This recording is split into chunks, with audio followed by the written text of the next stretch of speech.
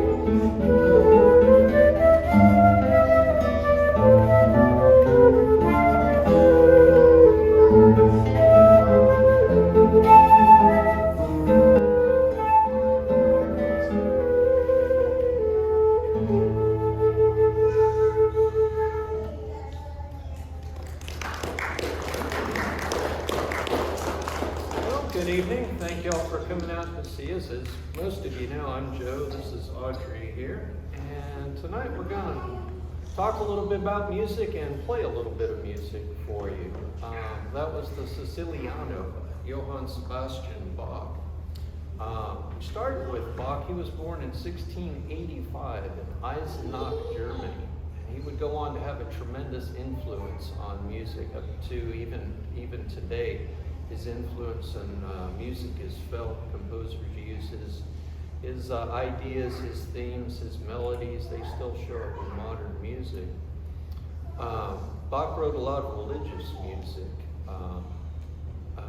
On a lot of his manuscripts, you'll actually see the initials SDG, Soli Deo Gloria. He believed in a sense that God was writing the music through him. He wrote some secular tunes as well. This is one of those. This is called the Siciliano, and it was originally the second movement of his one of his sonatas for flute and harpsichord, originally in E flat. We did this in A minor. And a Siciliano was almost like a folk song in a sense, you might say, kind of loosely associated with Sicily. But they were usually in minor keys in 6/8 or 12/8 time, and they were what they call pastorals. They were supposed to evoke a bucolic mood. You're supposed to envision shepherds out in the fields tending their flocks in southern Italy as this is played. So we went with Bach because he had a huge influence. All the big hitters, the main composers throughout time, Beethoven, Mozart, Haydn, they all studied Bach, and he had a tremendous influence on music. But we'd also like to focus on some 19th century guitar music. The 1820s, 30s, all the way up to the 1880s was something of a golden age for guitar. For years, actually generations, the guitar was really looked down upon. It was for peasants and not fit for the concert stage. And in the 1820s, 30s, there were some composers who came about. We're going to touch on a couple of them that really started writing more competent music, more advanced music for the guitar. They studied the instrument and figured out exactly what it could do, and they brought it into a kind of a golden age of the guitar. And one of the first guys we're going to look at is a guy named Fernando Sor. And he was born 1778 in Barcelona, Spain. And he was a Catalonia area of Spain. He received his early music training at a Benedictine abbey, Santa Maria de Montserrat, just outside Barcelona, Spain. And they were famed for their school of sacred music, the Escalania. And they go all the way back to the 13th century, and it's still there today. You can still go study music at this Benedictine abbey. And he studied mainly piano and later guitar, and became a promising young man, you might say. In his early 20s, he was accepted in the household of the Duchess of Alba at a time when the painter Goya was under her patronage. And he's known mostly for his guitar compositions. He wrote music for opera and ballet. He wrote a number of pieces, some more advanced concert-worthy pieces. He also wrote some beginner pieces as well. He published a method for guitar for beginners. And if you're a beginning guitar player, I don't recommend you start with Sor's method. It's his idea of beginners, and well, it's a little rough to get through. But he was a very prolific composer and began making a name for himself. And his parents actually kind of hesitated to encourage his musical abilities, thinking it would distract from his other studies. But he began to write songs to words in Latin to impress his parents, and he even developed his own system of notating before he really received any formal music training. This guy wanted to be a musician. But he was accepted into the household of the Duchess of Alba and got to know some of the intellectuals, the Goya and the painters and writers of the time. and lived a fairly comfortable existence that would actually come to a screeching halt when Joseph Bonaparte was established as sort of a puppet king of Spain. And this is one of Spain's famous civil wars. They've had a number of civil wars. But Sor, Goya, the other intellectuals, they allied themselves with the French cause. Eventually it became apparent that with the British backing up the Spanish regime was going to be reestablished. And Sor and a lot of these guys kind of saw the writing on the walls, and they had to get out of Dodge, you might say, and they headed mostly to Paris. Sor moved to Paris in 1813, where he would live most of the rest of his life. And it was actually very beneficial. Paris was a hub of activity. It actually benefited his music career quite a bit, and he went on to some fairly good success. He wrote a lot of guitar music. He published a ballet, Cendrillon, or Cinderella, which met with immense success in Paris and London. His performances were met with glowing reviews, Paris, London, all throughout Europe. And he traveled to Europe. He spent several years in Moscow, where he wrote a rather well-known guitar piece, Souvenirs de Russe, his memories of Russia. And in 1827, returned to Paris, something of a semi-retirement, and he wrote most of his compositions in the last 10 years of his life there. His last work was actually a mass in honor of his daughter, who died in 1837. And her death kind of sent him into a depression. He was already kind of sickly at the time, and eventually he died in 1839 in Paris. He's buried at the Cemetery de Montmartre in Paris. With that, the first piece we're going to play for you is called a Seguidilla. And this is an early piece by Sor. He's still in Spain at the time. He hasn't immigrated to Paris. This is somewhere around 1803, 1804. And you can really feel the Spanish influence, the influence almost flamenco-like in some aspects of this piece. But a Seguidilla was a poem. It was, you might say, the Spanish version of a limerick or a haiku. They were very short, had a distinct form. They were usually 7 lines long, sometimes only 4. But they had a very strict metric pattern. The first line had 7 syllables, then 5, then 7, then 5. They kind of alternated like that in Spanish. And the rhyming was a little bit looser. The metric was very, very strict, but the rhyming was not necessarily as tight-knit. Generally, the 2nd and 4th line had to rhyme, and the 5th and the 7th. But it was a very strict pattern. So with that, our first Sor piece is called Las Mujeres y Cuerdas. Maybe next time we'll do the words, but today we're going to do the melody for it. It loosely translates to women and guitar strings. Ready?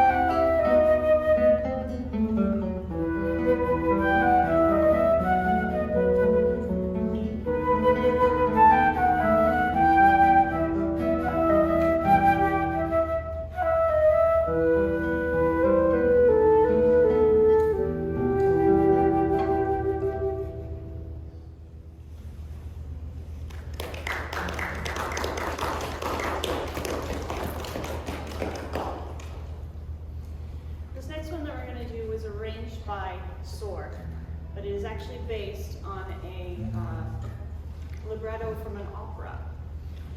This one's called Nel Cor Piu non mi sento.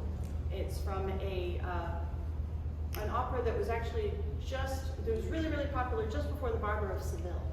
So in the late 1700s, it was written by a guy named Giovanni Paisello.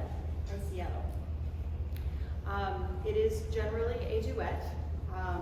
The first part is done by the woman, and she's trying to figure out why she's so confused. She has 3 suitors. And she just can't figure out which one she likes the best. Which is why it is an opera buffa, which is literally what we call a comedy opera. So what we're going to do is, for this particular one, backtrack just a bit. One of the most popular things to do at the time was to create smaller versions of bigger pieces that everybody loved so that you could play them. And a lot of guitar and piano are the two that you figure. Every time you hear these things, you always hear them sung and played with pianos.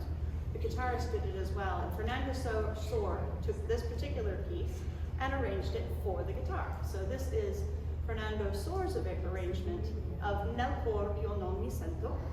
We're going to play it on the flute so you get a chance to hear the melody, and then I shall sing in Italian.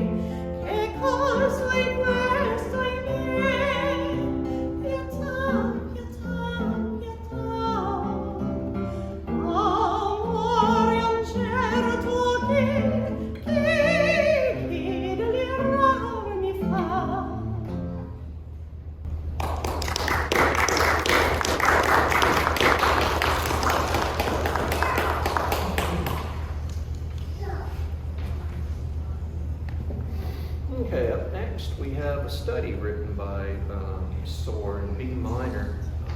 He wrote quite a few studies. Some of them are more beginner level, more basic. Some are really pretty hard to play. This one's somewhere in the middle, but it has a very nice flowing melody line, which Audrey's going to do on the flute as I do the harmonies underneath.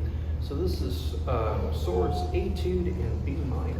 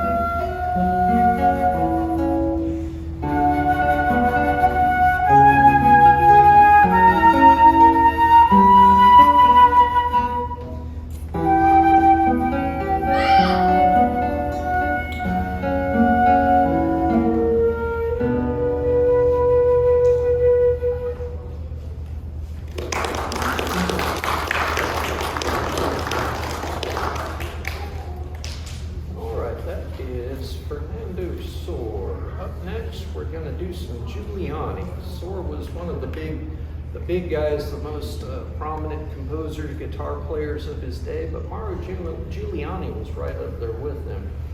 Originally born in Italy, in the Bari province of Italy in 1781, originally studied the cello and actually never really abandoned the instrument, maybe the violin as well, but eventually he picked up the guitar and that became his main instrument. Became a very skilled performer in a rather short period of time.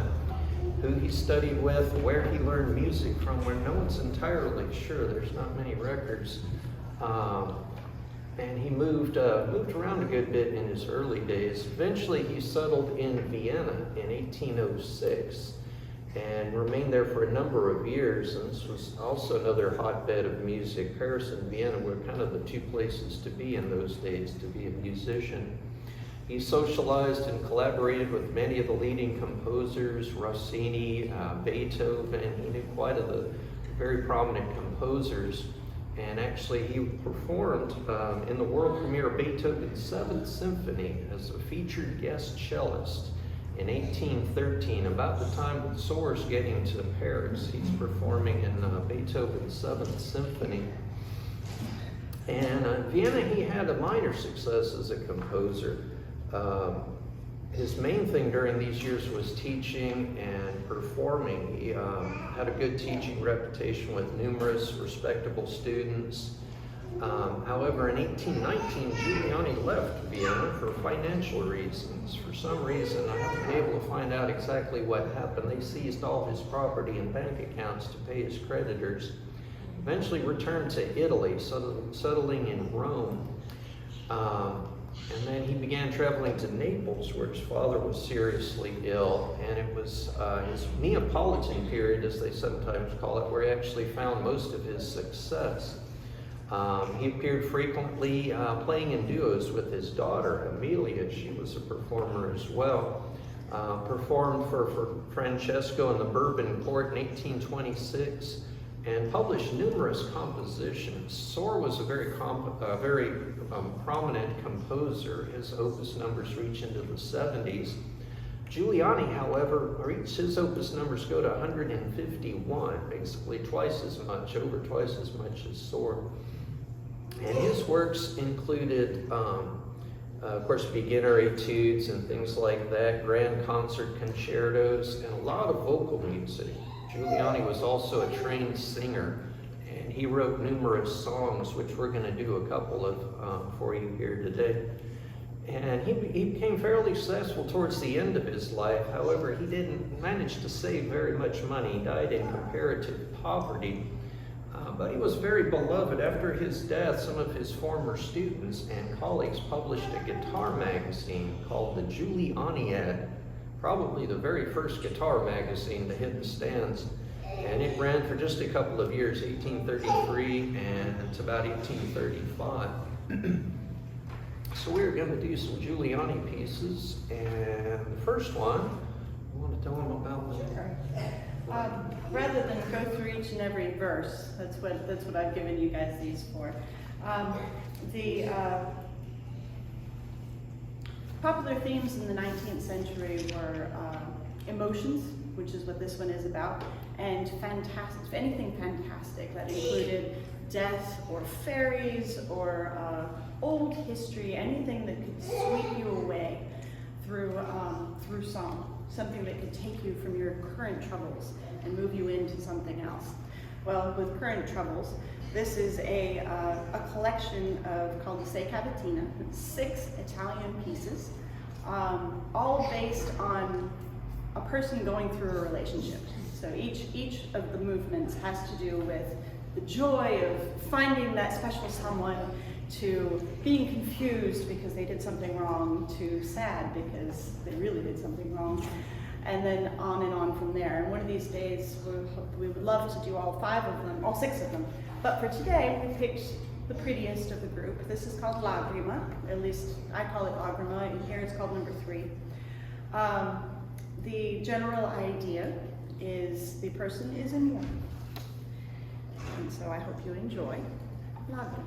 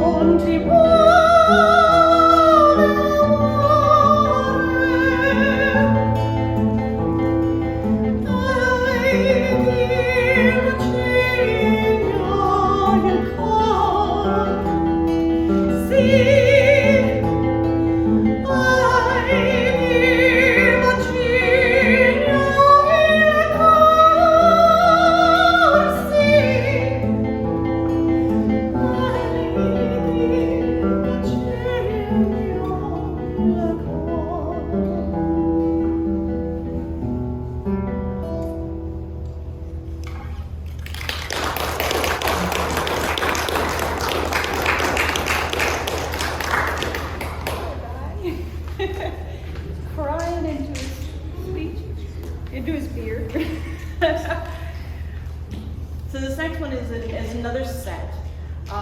It is a group of German this time. It's called Sechs.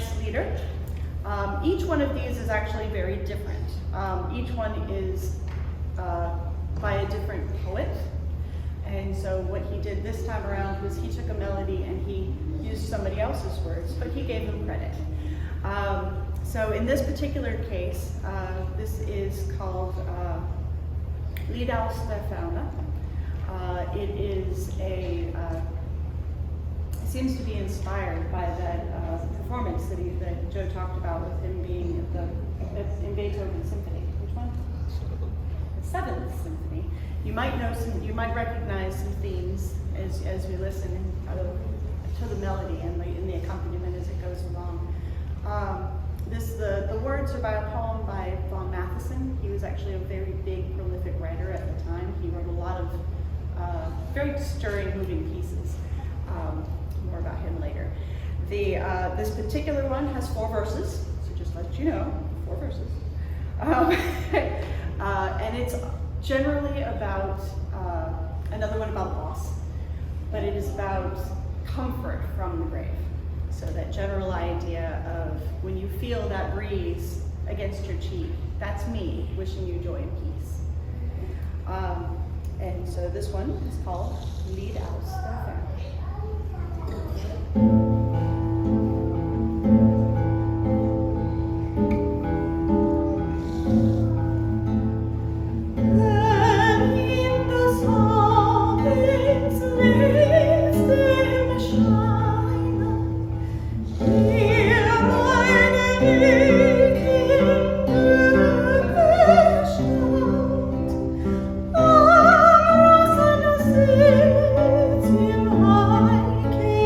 Heart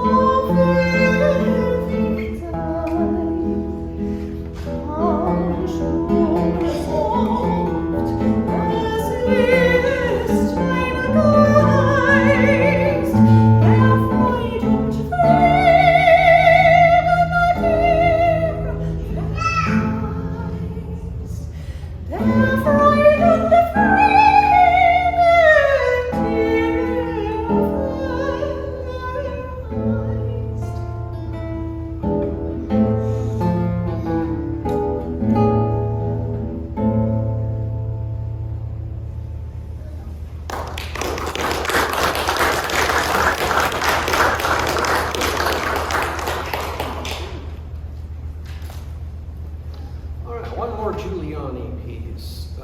Giuliani wrote quite a few duets for guitar and either flute or violin. It says on the title page, flute or violin with guitar. And he wrote a ton of these. And we're going to do a rondo, the last movement of one of these. So this is our rondo for flute and guitar.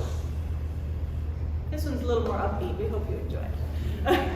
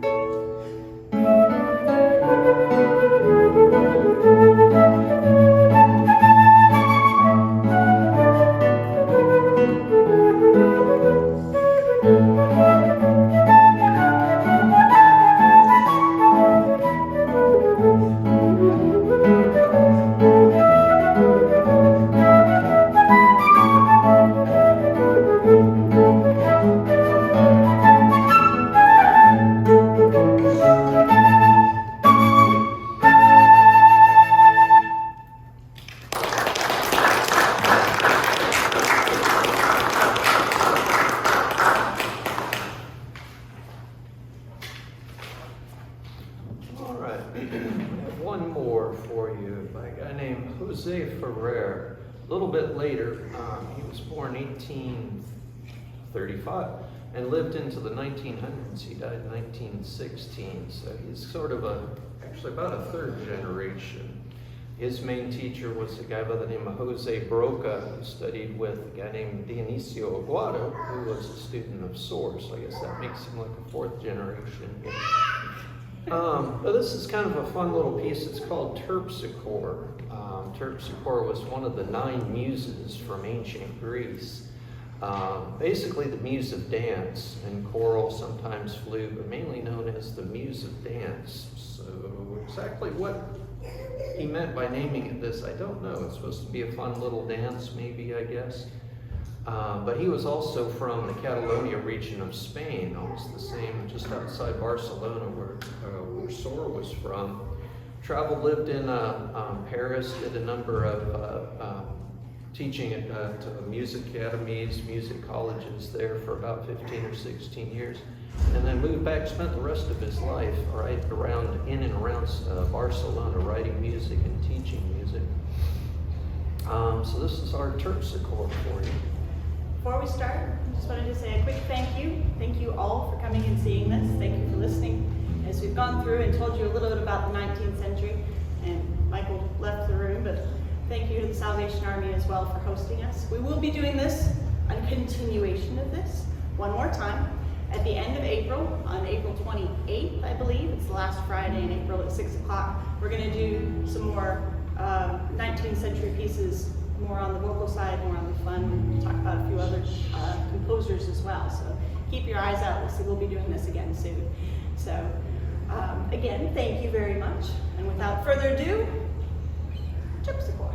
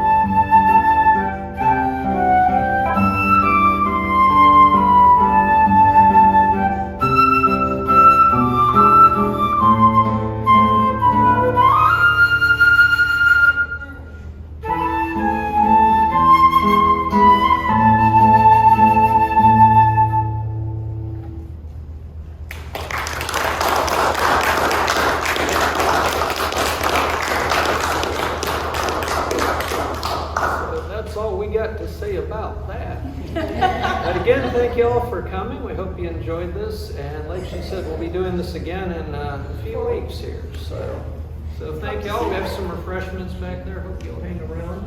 And we'll see you in the gathering room back there. Yeah, come join us for some punch